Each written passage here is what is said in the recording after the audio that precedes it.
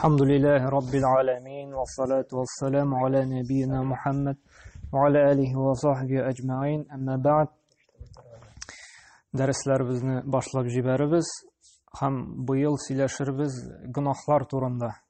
Нәрсә ул гөнаһ, аның нинди җәзасы бар шушы гөнаһ эшләгән кешегә һәм гомумән җәмгыятькә нинди йогынтысы була шушы гөнаһлардан инде. Зур гөнаһлар турында, кече гөнаһлар турында сөйләшербез. Ни өчен бу бик мөһим тема булып тора? Гөнаһлар темасы безне кисәтү өчен. Әгәр дә без шушы гөнаһның төрләрен белмибез икән, без шушы гөнаһларны эшләп инде Аллаһның газабына дучар булуыбыз бар. Шуңа күрә мусульман кешесе гомерендә бер тапкыр булса да, бу гөнаһлар турында инде укыпма, вагызлар тыңлапма инде шушы гөнаһлар белән танышып чыгарга тиеш инде. Һәм һич шиксез иң беренче чиратта ул зур гөнаһларны белергә тиеш. Нинди була зур гөнаһлар? Һәм шуны белгәч инде бу гөнаһтан гына эшләү генә түгел, якында барырга тиеш түгел. Һәм белгәнебезчә, һәрбер дәүләтнең инде, һәрбер җирлекнең үзенең бар кануннары, ягъни инде законнары. Әгәр дә берәр кеше шушы дәүләтнең канунын бозса, аны яки штраф салалар, яки төрмәгә утырталар, яки кайбер илләрдә, кайбер җирләрдә бар, нишлиләр? Үлем җәзасы да бар. Алаймы? Менә бу дөньяда да ниндидер тәртипне бозсаң, җәза каралган. Менә Аллаһы Тәгаләнең шушы кануннары, ул барлык кешелек дөньясына, барлык дәүләткә дә, барлык җирләргә дә Аллаһы Тәгалә безгә инде Пәйгамбәребез аша өйрәтеп калдырган. Әгәр дә шушы кануннарны бозабыз икән инде, безгә дә Аллаһы Тәгалә каршында инде җавап биреп, Аллаһ Тәгалә безгә җәзасын бирәчәк инде. Һәм менә бу гөнаһлар кылу, аның йогынтысы безнең үзебезгә генә түгел, шушы гөнаһ кылучыга гына түгел, ә гомумән җәмгыятькә дә йогынтысы була. Һәм менә шушы гөнаһ аркасында Аллаһ Субханаһу ва Тәгалә күп кенә кавемнәрне, күп кенә җирлекләрне юкка да чыгарды. Инде без Кур'ан укыганыбыз бар, Кур'ан укыганда күрәбез. Мәсәлән, Анкабут сүрәсенең 40-нчы аятында Аллаһ Субханаһу ва Тәгалә мисал китереп әйтә, гөнаһ кылучыларны нишләттем ди, юкка чыгардым ди. Мәсәлән, فَكُلًّا أَخَذْنَا بِذَنبِهِ فَمِنْهُمْ مَنْ أَرْسَلْنَا عَلَيْهِ حَاصِبًا وَمِنْهُمْ مَنْ أَخَذَتْهُ الصَّيْحَةُ وَمِنْهُمْ مَنْ خسفنا به الأرض ومنهم من أغرقنا وما كان الله ليظلمهم ولكن كانوا أنفسهم يظلمون دي. Biz de аларның да һәммәсендә дә гөнаһларына күрә дә җәза тоттык ди. Ягъни менә нинди генә кавым, нинди генә җирлек инде гөнаһ кылмасын ди, без җәзасын бирдек ди Аллаһ Тәгалә. Һәм мисаллар китереп әйтә. Кайсысын ди, мәсәлән, Лут халкын, ниме? Лут кабиләсенең халкын нишләттек ди, таш яудырып ди, таш яудырып, күктән ташлар яудырып ди, давыл белән ди, юкка чыгардык ди. Һәм тагын мисал китерә, кайсысындыр инде, мәсәлән, Мәдиян, Самуд кавемнәрен ди, котышкыч бер үкрү белән ди, юкка чыгардык ди. Ә инде ди Карунны ди, җир йотты ди. Карун кавеме нишләде ди? Җир ачылып, җир йотты ди. Шулай итеп юкка чыгарды ди. Һәм кайберләрендә инде, мәсәлән, Фиргавн һәм Нух кавемнәрен нишләдек? Суга батырдык ди. Без беләбез инде, Кур'анда шушы кавемнәрне Аллаһ Тәгалә инде суларны күтәреп, алар өстенә суны каплап инде, көчле яңгырлар җибәреп инде, суга батырды, юкка чыгарды шушы кавемне инде. Һәм Аллаһ Субханаһу Тәгалә Аллаһ аларга да зулым итмәде ди. Ләкин ди алар да шушы явызлык гөнаһлар кылып ди, үзләренә зулым кылдылар ди. Менә Аллаһ Тәгалә гадел хөкем иясе, ул беребезгә дә зулымлык кылмый. Әмма дә ләкин үзебез гөнаһлар кылып, шундый явыз, начар гамәлләр кылып, без үзебезнең нәфсебезгә үзебезгә зулымлык кылабыз. Һәм Ибн Мас'уд исемле сахаба әйтә: "Иза захара az-зина вар-риба фи qaryatin azana Аллаһ бихалакиха ди."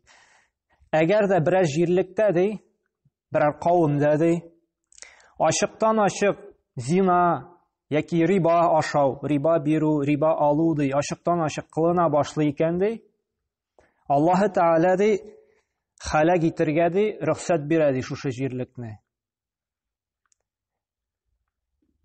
Менә хәзерге көндә дә менә шушы сүз, ул шушы сахаба сүзе булса да, әмма ләкин шушы аятларга, Пәйгамбәр саллаллаху хәдисләренә каршы килми.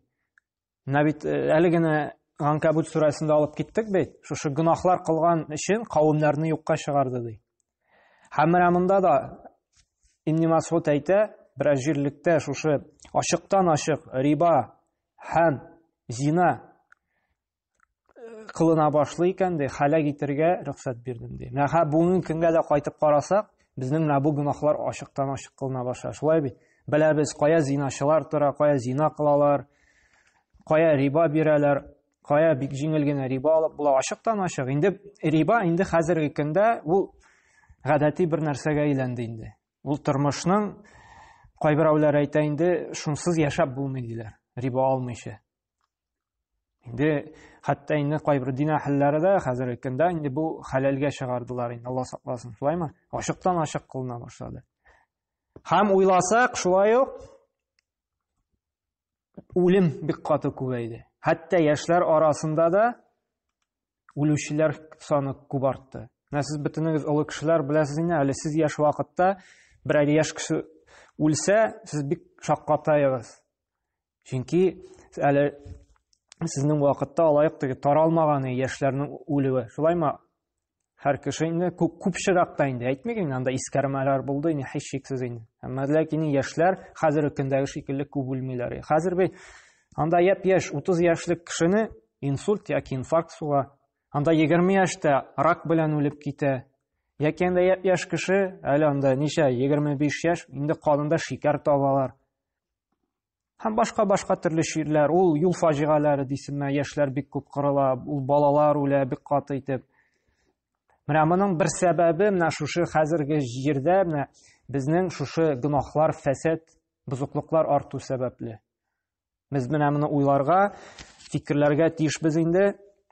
Һәм инде шушы гынахлардан халыкны, милләтне, балаларны, оныкларны, якыннарыбызны инде кисәтергә тиешбез. Һәм Алла субхана ва тааля да Шура сүрәсенең 30-нчы аятында әйтә: وَمَا أَصَابَكُم مِّن مُّصِيبَةٍ فَبِمَا كَسَبَتْ أَيْدِيكُمْ وَيَعْفُ عَن كَثِيرٍ. Сезгә килгән, сезгә ирешкән бәла казалар сезнең үз кулларыгыз белән эшләп алган гынахлар аркасында ди. Әмма ләкин шуңа да карамастан күбесен Аллаһ Тәала гафу итә ди. Менә безгә нинди генә бәла каза килмәсен, безнең үзебезгә каратама, гаиләбезгәме, яки туганнарыбызгамы, якыннарыбызгамы, анда авырту булсынмы, юл фаҗигасы булсынмы анда. Һәм башка нинди генә менә кайгы хәсрәт килмәсен безгә. Ул үзебезнең гынахлар аркасында. Бары тик менә бу безгә килгән проблемалар үзебез гаепле. Кайбер кеше уйлый инде, менә син гынах турында сөйлисең, ярамый, гынах кылсаң инде бик начар тормышың булачак, бәхетсез буласың. Менә бит мин гынах кылам, әмма ләкин бит яшим бит, ризыгым да бар анда, йөрим дә, сәламәтлегем дә бар ди. Менә бит гынах кылам, бер нәрсә дә булмый бит ди. Менә бу кеше инде ялгыша. Гынахның газабы соңрак та килергә мөмкин. Яшь вакытта син гынах кыласың, газабы картлык көнендә килергә мөмкин. Яки инде бу дөньяда килмичә үлгәч, кабергә киреп яткач, кыямәт көндә аның газабы булырга мөмкин. Әмма ләкин һәр кеше нинди генә гынах кылмасын, аның җәзасын күрәчәк, аның газабын татыячак. Моны онытмаска тиеш кеше. Һәм моңа дәлил итеп Алла субхана ва тааля да 123-нче аятта Ниса сүрәсендә әйтә: "Мен я'мал су'ан юджа биhi ва ла яджид лаху мин дуниллахи валия ва ла насира." Берәү ди явыз эшләр кылса ди, берәр кеше гынахлы гамәлләр эшли икән ди, шул кылган гамәленең ди җәзасын күрер ди. Бу дәлил булып тора, Аллаһ Тәала һич шиксез нинди генә гынах кылсак та җәзасын бирәчәк ди. Һәм Аллаһтан башка дус та һәм ярдәмче дә булмас ди. Шуңа күрә менә бу гынахларны һич шиксез безгә карата җәзасы була. Һәм галимнәр менә шушы аятлардан, хадисләрдән инде санап чыгарганнар, менә кеше гынах кылса, аңа карата нинди җәзалар, нинди газаплар каралган. Һәм кайбер галимнәр әйтә, хәтта 46 төрле жаза каралганды гөнаһ кылган кешегә. 46 төрле жаза. Аны инде бөтенесен дә инде санап китмәйбез, әмма безнең тормышыбызда инде теге иң мөһимнәрен генә алып китәбез. Беренчедән, Аллаһ Тәгалә гөнаһ кылган кешенең калбына курку сала ди. Кеше гөнаһ кыла икән, аның калбында тынычлык бетә. Курку. Моны беләчәкләр бит инде. Белсәләр нишләтем, гел куркып яши ул. Кайчан булса да бу гөнаһ ачылачак, моны беләчәкләр дип, тынычлыгы бетә калбында. Һәм инде тормышында, гомерендә, вакытында, малында бәрәкәт бетә. Менә уйлап карасак, сез бит инде менә яшәгәндә күрәбез, уйласа, фикерләсәк, бәрәкәт китте бездән. Шулаймы?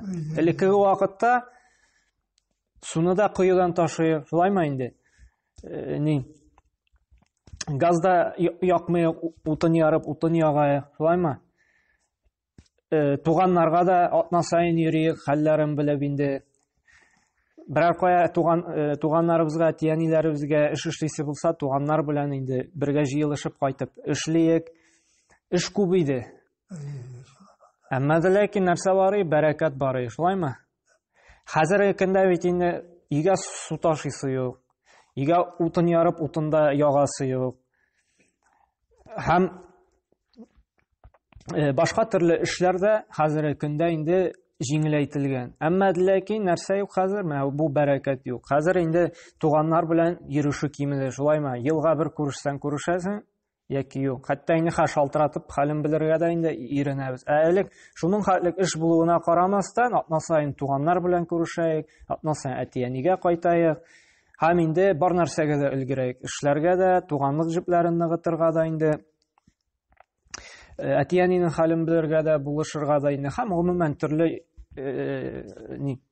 кешеләрнең хаҗатын үтәүдә инде. Әмма ләкин хәзерге көндә нинди генә уңайлыклар булмасын бүгенге көндә, бездән бәрәкәт качты, бәрәкәт юк хәзер.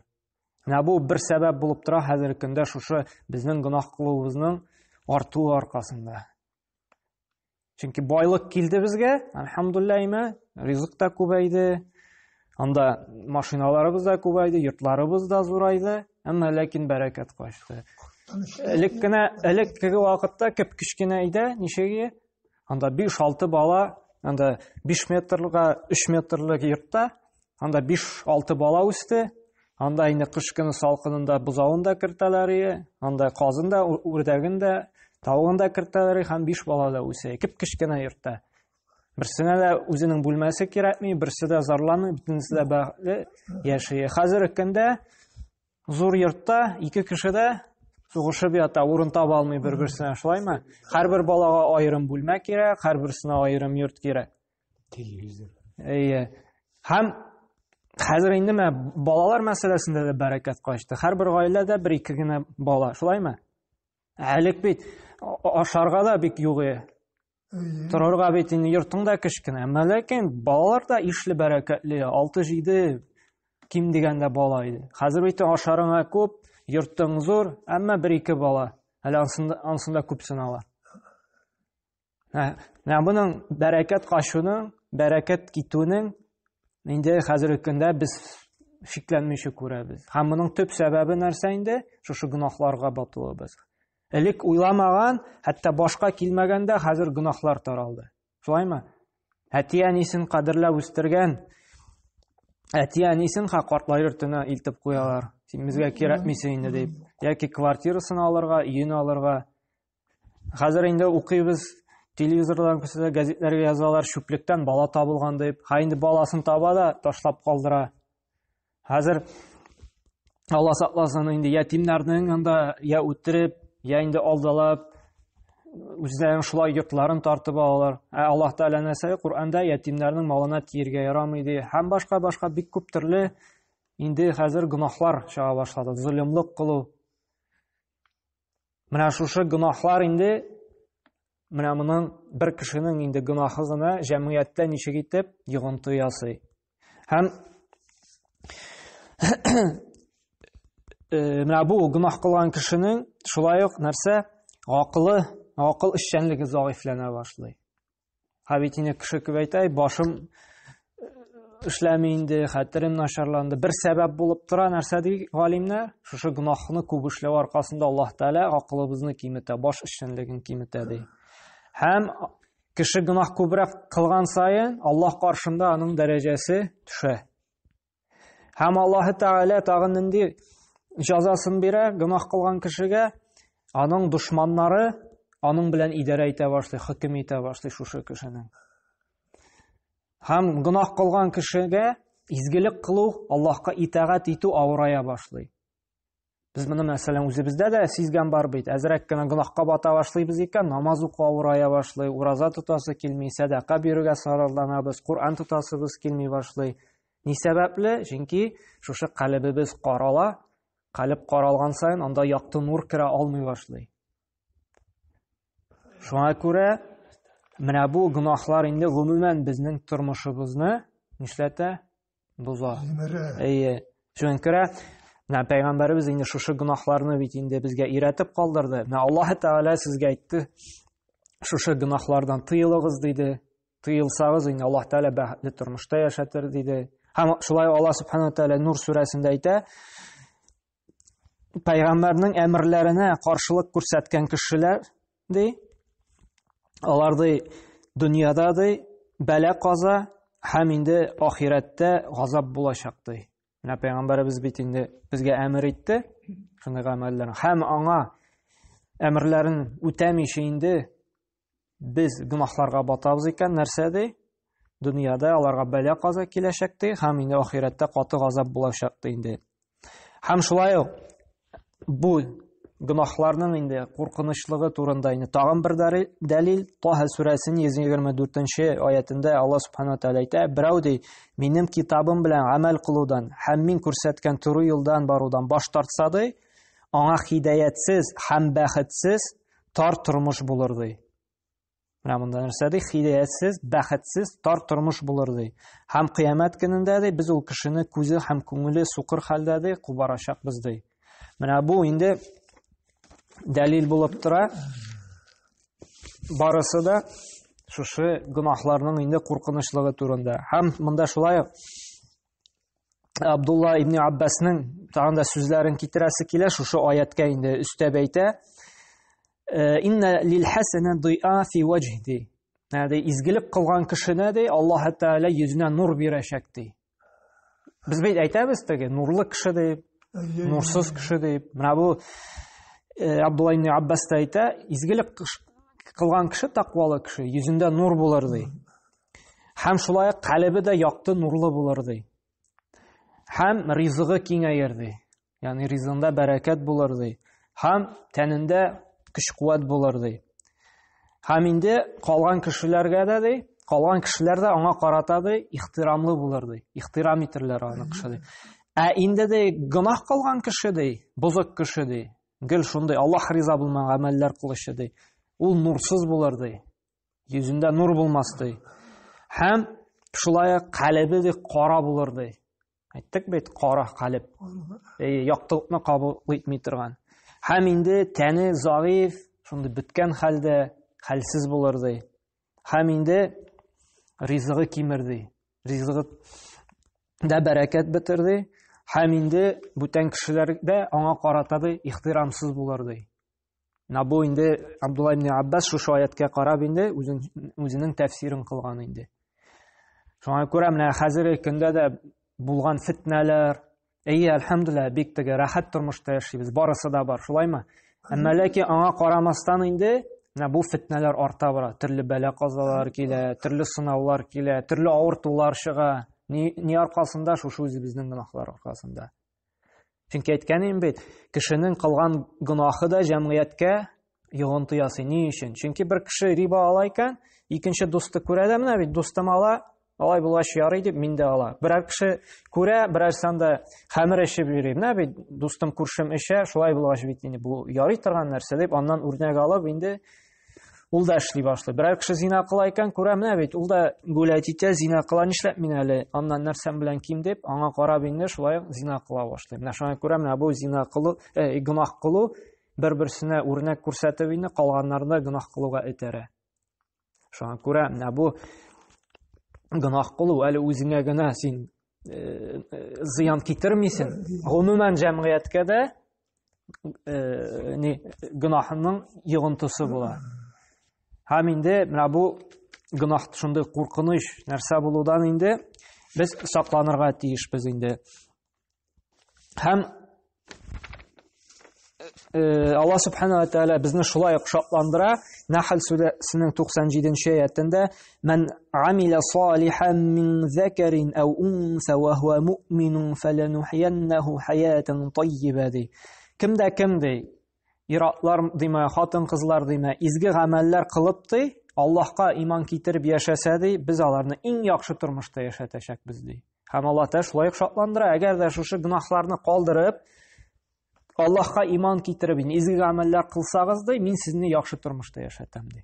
Әгәр дә без гөнаһларыбыздан тәүбә кылып, Аллаһтан гафу сорап инде, иман китереп, изге гамәлләр кылабыз икән, безнең тормышыбызны бәхетсезлектән бәхетлеккә чыгарып, яхшы тормышта яшәтәчәк инде. Тәүбәнең инде без инде үткән дәресләрдә алганык, үзенең шартлары бар. Беренчедән шушы гөнаһны без ихластан Аллаһ ризалыгы өчен калдырырга тиешбез. Һәм инде икенчедән үкенергә тиешбез. Ни өчен шушы гөнаһны кылдым дип. Өченчедән инде без гөнаһны эшләүдән туктарга тиешбез. Дүртенчедән инде без үзебезгә төпле караш чыгарга тиешбез. Бүтән бу гөнаһка бер кайчанда кайтмыйм дип инде. Бишенчесе инде, әгәр дә кеше хакына кергән булсак, кеше хакын кайтару. Мәсәлән, бер кешене рәнҗеттек икән, барып гафу үтенү. Кеше әйберен урлаган булсак, шушы урлаган әйберне кире кайтару. Менә шушы гөнаһларыбыздан инде без тәүбә кылып, инде шуның артыннан инде изге гамәлләр кылсак инде, һичшиксез Аллаһ Тәгалә инде безне яхшы, рәхәт тормышта яшәтәчәк инде. Шуңа күрә менә бу гөнаһлардан тыелыр өчен инде без өйрәнербез инде гөнаһның инде төрләрен инде. Иртәгесе көн инде сөйләшеп китербез инде гөнаһларның төрләре турында, зур гөнаһлар, кече гөнаһлар нәрсәсе белән аералар инде, аннары инде санап китербез инде. Беренче нинди зур гөнаһ, икенче зур гөнаһ инде. Бүгенгә шушылар. Аллаһ Субханаһу ва Тааля инде тәүфик хидаят бирсен безгә, шушы гөнаһларны кылмыйча гына, бары тик изге гамәлләр генә кылып инде, әгәр дә инде хаталансак, тәүбәләргә килеп инде, хатабызны танып, гөнаһларны калдырып, үзенә иман китергән хәлдә ул риза булган, ул яраткан изге гамәлләр генә кылып яшәргә Аллаһ Субханаһу ва Тааля безгә һәр барчабызга да тәүфик хидаят бирсен. Субханакаллаһ бихамдика ва ашһаду ан ла илаһа илля анта астагфирука ва атубу илейк.